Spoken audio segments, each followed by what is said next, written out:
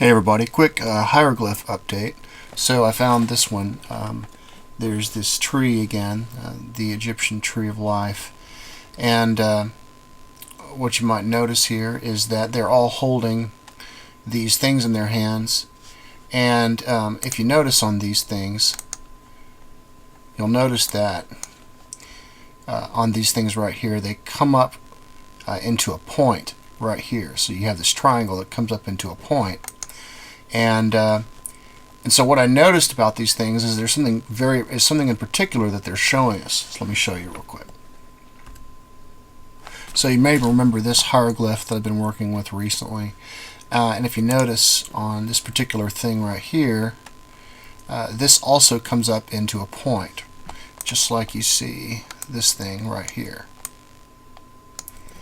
And they're holding that just like he's holding the was staff. But you can see how he's holding the staff that comes up and it hangs from it. So they're doing the same thing right here. Well, what's the common thing with all of them? Well, when it comes up to a point right there, that point is located right at the brow level.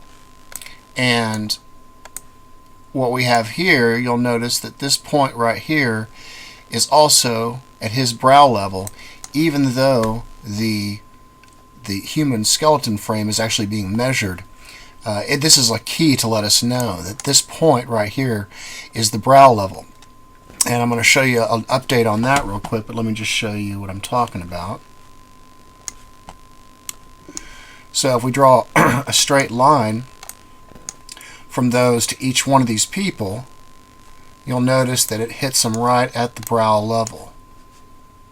And the message here is his eye is in the middle of the tree, and he's holding a larger one that also comes up into a point, and it's also brow level.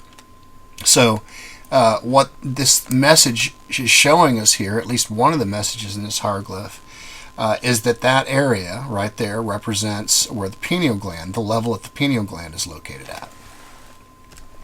Now, if you remember in my last video, I was kind of showing you this picture right here, showing you the Fibonacci spiral being worked into this. I was playing around with it this way, in particular, because of my archetype that sits out there in the Orion Nebula. Always gives me great clues as to what I should do next. Because when we look at the Orion constellation, we have that exact same Fibonacci spiral. And the spiral is actually emanating from the Orion Nebula. And then you can see the way that it spirals out. The Orion Nebula is basically this brain right here. It's the same thing as a brain. And the spiral emanates from the trapezium. And so with that in mind, I realized I needed to use the Fibonacci spiral somehow in order to incorporate that into everything. It's exactly what I should have done to begin with on top of everything. And let me just show you why. Now, I've shown you this before, and the was staff, what it measures here is it measures, at least in this relief, it measures the bottom of the sacrum, where the coccyx is, and this two-pointed thing down here. I'll show you what that means in just a second. But it measures from the sacrum to the pineal gland. What's important here is this golden rectangle. If you increase the golden rectangle's size to where this cross that's right in the middle here, that cross exists right where the pineal gland is located. And if you notice here, it's right at the top of these three things coming together. This is where the pineal gland is located. But the important thing about this golden rectangle, what it's showing us here, and what the Orion Nebula showed me, is that when you extend the golden rectangle from here, where this point is the pineal gland, you get two important areas, because your mid-phi line happens to land right here. And if you notice, that's exactly where she's cradling the skull. This area right here is the atlas vertebra. It's the very top vertebrae. And the top of this guy's head is the end of the spinal cord, and where it starts going into the pons area. I was able to find a real skeleton frame finally on a site called 3dtoad, I guess.com. And what I wanted to show you here is I wanted to show you the way this thing fits into this real quickly. So if we zoom in, first you're going to notice that it is from the sacrum, and the very top piece here that you see is the atlas vertebra. And when we zoom in on this, just let this fade in and out, you'll notice that that top piece fits right in there.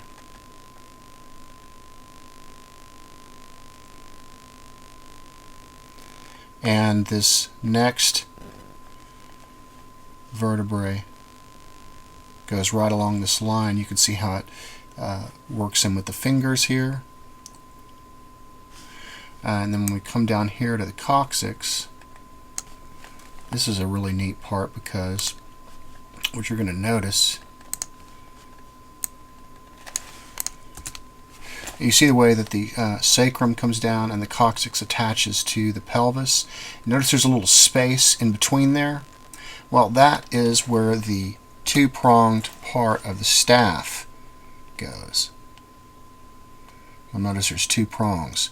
So one side, this left side here, is the coccyx coming down, and the right side is the pelvis area. And so I've got this right here to show you. And you can see on both of these here, I've just decreased the transparency here. You can see where it's transparent and how it's fitting in there like that. And same with the coccyx down here. You can see how the coccyx, this was staff, the two-prong, how it actually works in with the pelvis right there.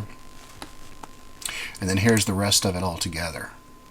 Now, the important thing about all this is that if you tried to make this a whole standing up like they are, well, what actually happens is if it's not exactly this size, then this will not fit in there correctly. Notice how it's fitting in there just perfectly. Well, if I made this a whole person standing up as tall as they are, this whole skeleton frame would be smaller, and then this right here would not fit in there. There would be a lot of space around it. There's some other things that you might notice as well. If you've watched Magical Egypt yet, you'll know that these creases that go along the wall, it looks like that those are just there because that's the way that they put the blocks in, but it's not true. They actually mark certain areas. For example, this one down here that you see going across his thigh, well, that marks the very beginning of the rib cage that you see right here. And this one right up here that goes across marks the end of the rib cage. In addition, there's some other markings in here as well. The rib cage, his elbow or his arm goes right along the top of the rib cage here, and then look at this crease right here. This vertical crease right here is traveling along this bottom part until it gets to the rib cage, and then it comes back out again. So what you end up having is this this area right here that the whole frame fits in just perfectly. So there's all these variables that you see here that make a difference. And then you can see right up here how all this travels. And so now when we get up here to the brainstem, all this Fibonacci spiral stuff makes a difference. So this right here is another fade that you've got going on. See the dark triangle right here that I've mentioned before? Where that cross is right where the pineal gland is. And notice the way that the spinal cord comes up and it ends right there, right where the pons is. Now here's the interesting thing about this Fibonacci spiral. Because I used it, this part right here, where she's cradling it, that is where the medulla starts, I'm guessing, is because what we see up here, if you take a look at the corpus callosum, you'll notice that the end of it fits right in this box right here. So this whole box right here is playing a part, and so is this box right here. So all of these components in the brain fit in there just perfectly. This is the way that the spiral should be.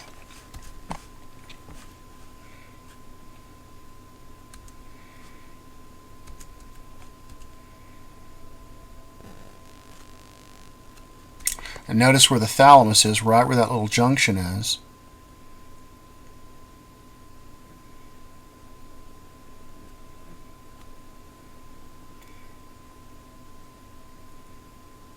and where the box goes along right here is where the bottom of the brain is, right here. So what you end up getting by doing the spiral that way, just like the Orion Nebula was showing, is that you get a nice understanding of the measurements that you're supposed to use from the sacrum, the coccyx, all the way to the pineal gland, by putting the bottom level right here at the bottom of the coccyx, and then working your way all the way up to the pineal gland here. Everything falls right in line. The smaller boxes take care of the internal parts of the brain. So I just wanted to give you a quick update and show you where that's going. As I continue to do this stuff, I will always be looking for higher accuracy or what have you. But as you can see with all the variables here, that this is definitely what's going on. So you guys have a great day. I'll talk to you soon.